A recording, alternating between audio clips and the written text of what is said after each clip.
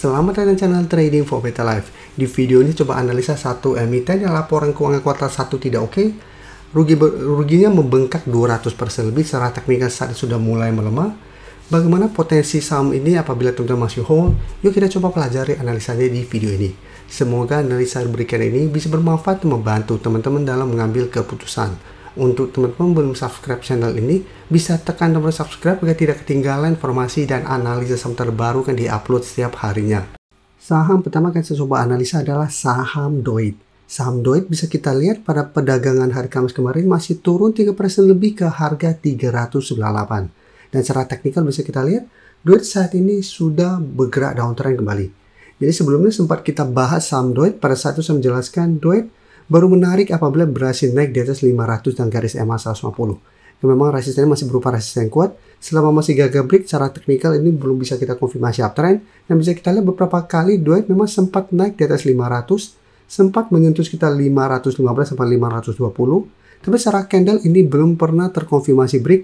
Dan bisa kita lihat saat ini malah turun bawah garis EMA 50.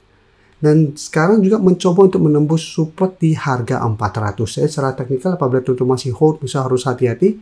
Saat pergerakan, DOIT saat ini sudah bergerak downtrend kembali.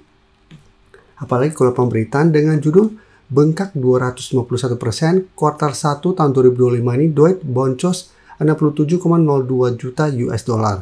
Jadi secara laporan keuangan kuartal 1 tidak oke. Dan jika kita perhatikan broker summary pada penurunan 3% lebih ini, terpantau nih masih ada distribusi, tapi menariknya satu minggu ini asing mulai masuk melakukan akumulasi. Walaupun memang ini jumlahnya tidak besar.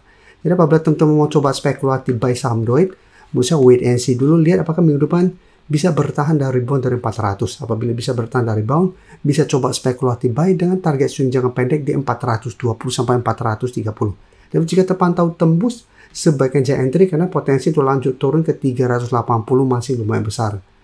Jadi apabila kita mau entry saham downtrend, kita harus lebih disiplin. Dan sebaiknya entry apabila memang masih bisa bertahan dari rebound. Lebih oke lagi apabila mau entry adalah tunggu membentuk high low, baru kita coba ikut entry untuk lebih amannya. Sekarang kita akan coba lihat saham PTBA. PTBA secara teknikal saat ini juga sudah mulai downtrend lagi setelah terkena dividend trap. Bisa kita lihat, sempat beberapa kali mencoba break 3000, gagal break. Saat ini malah turun bawah garis EMA 50-150.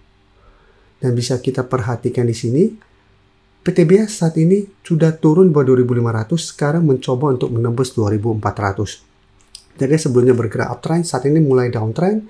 Dan jika kita perhatikan di broker summary, ini masih ada distribusi. Jadi bisa kita lihat asing satu minggu ini masih keluar, di broker summary ini juga masih ada distribusi. Jadi apabila teman-teman ingin coba spekulatif buy saham PTBA, menurut saya saat ini lebih oke wait and see. Kan jika kita lihat, sebelumnya PTBA sempat beberapa kali mengetes 2300 per rebound. Jadi lebih oke, menurut saya tunggu koreksi lanjutan, mendekati atau mengetes 2300, apabila masih bisa bertahan dari rebound, baru coba spekulatif buy. Atau lebih oke untuk saat ini adalah lihat apakah minggu depan PTBA bisa bertahan dari rebound dari 2400. Lebih oke adalah entry apabila PTBA bisa naik kembali di atas 2500. Karena akan mulai membentuk high low dengan target kenaikan di sekitar 2650 sampai 2700 atau dekat dengan garis EMA 150 di harga 2730 sampai garis EMA 50 di sekitar 2760. Tapi saat ini menurut saya walaupun ada potensi untuk rebound, bisa saja ini hanya teknik rebound apabila memang ternyata PTBA secara berrebound masih kesulitan untuk naik di atas 2500. Selanjutnya saham Adro juga bisa kita lihat secara teknikal saat ini juga sudah mulai downtrend lagi.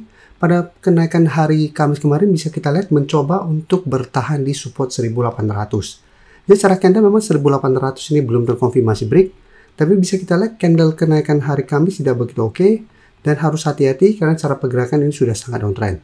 Walaupun ada potensi untuk technical rebound, takutnya hanya technical rebound sementara.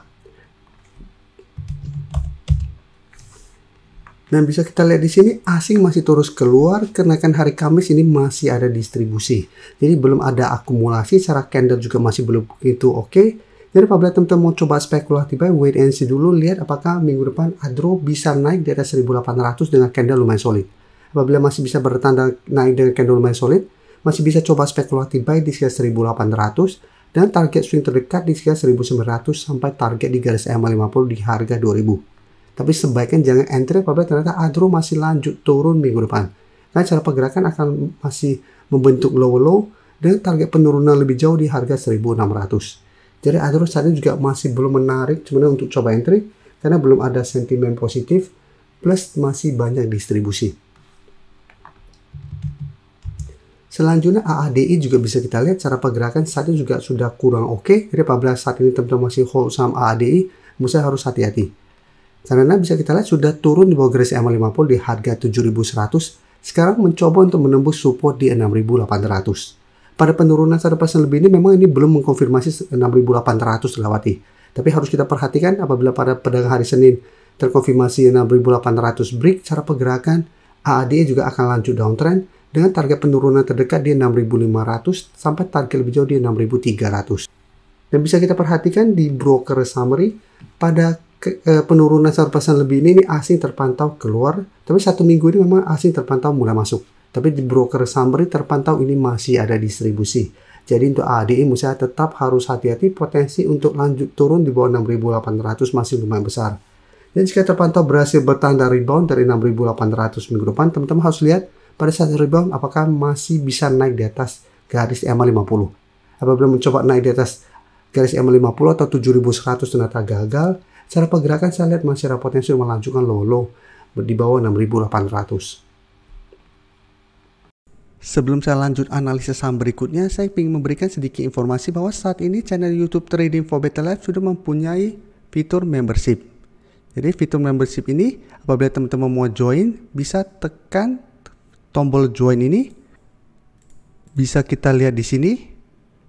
Cukup dengan 29.900 atau 30.000 per bulan, teman-teman akan menjadi bagian atau member dari channel YouTube Trading for Better Life. Jadi teman-teman bantu mensupport channel ini. Dan dengan menjadi member, teman-teman akan mendapatkan live streaming setiap hari Minggu pada jam 9 malam.